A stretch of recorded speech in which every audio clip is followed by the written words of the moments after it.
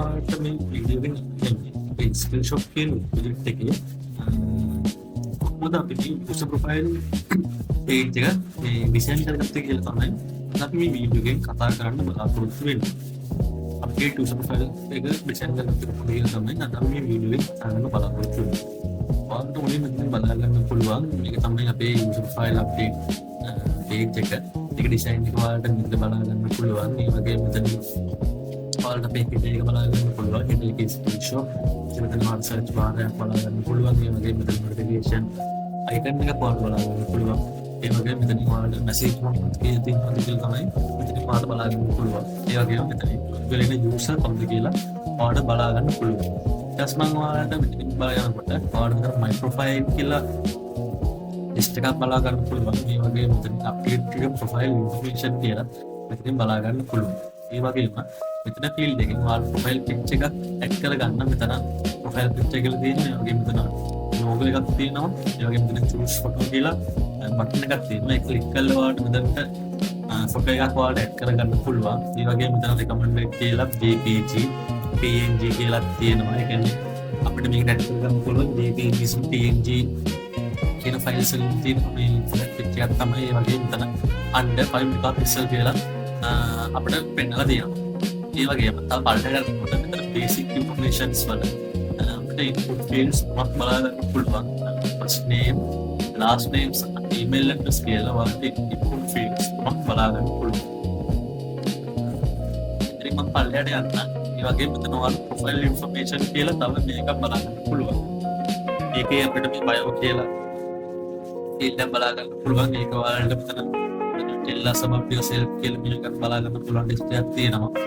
ඒ වගේම මෙතන max 500 characters කියලා තියෙනවා. ඒ කියන්නේ මෙතන bio එකේ අපිට type කරන්න පුළුවන් උපරිම characters 500ක් කියලා තමයි මෙතන අපිට මේ කියන්නේ. ඒ වගේම මෙතනින් ඔයාලට gender එක select කරගන්න පුළුවන්. drop down එකක් බලා ගන්න පුළුවන්. female, male, gender කියලා තියෙනවා. female, male අද කියන කැටගරි තුනක් අතර ඔයාලා gender එක select කරගන්න පුළුවන්. ඒ වගේම මෙතනින් ඔයාලට mobile number එක plug කරන්න පුළුවන්. input field එක බලා ගන්න පුළුවන්. mobile number එක 10 digits කියලා තමයි තියෙන්නේ. ඒ කියන්නේ ඔයාලට digits 10යි මේ input field එක type කරන්න පුළුවන්. ඒක තමයි මෙතන enter 10 digits only කියලා තියෙන්නේ. ඊට පස්සේ මම පල්ලෙහාට යන්න. ඊට පස්සේ මෙතන address information කියලා තව මේක බලා ගන්න පුළුවන්. ඒකේ මෙතන මුලින්ම address line 1. ඊට පස්සේ මෙතන input field එකේ information කරලා දෙනවා street address කියලා. ඊට පස්සේ පල්ලෙහාට යනකොට address line 2 කියලා තව input field එක බලා ගන්න පුළුවන්. ඒකේ ඔයාලට apartment suits කියලා තියෙනවා.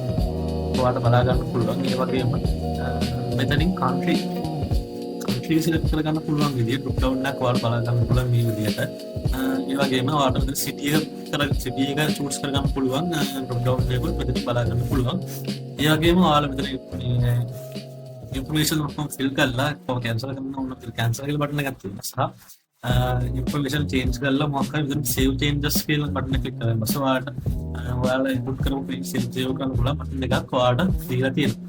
ඉතින් මෙහෙම තමයි අපේ ස්කිල්ෂොප් කියන ප්‍රොජෙක්ට් එකේ යූසර් ප්‍රොෆයිල් අප්ඩේට් පේජ් එක බලා ගන්න පුළුවන් ඔයාලට. ඒ වගේම ඔයාලට මෙතන යන්න පුළුවන්. දැන් අප්පා මුලින්ම අපේ හෝම් එක කියලා පෙන්නන්න. මේක තමයි ඔයාලට මුලින් බලා ගන්න පුළුවන් හෝම් එක. ඔයාලට update user profile update page එකට යන්න පුළුවන්. එන්නේ මෙතන ඔයාලට බලා ගන්න පුළුවන් ලොගින් යූසර් පෙන්නන්න මෙතන. දැන් ලොගින් එකේ දුරේ තියෙන මෙතන මේ පෙන්නනවා. ඒ ඔයාලට ඒක ක්ලික් කරලා මයි ප්‍රොෆයිල් කියන මේ ක්ලික් කරන් පස්සේ තමයි ඔයාලට මේ විදියට මෙතනට යන්න පුළුවන් වෙන්නේ.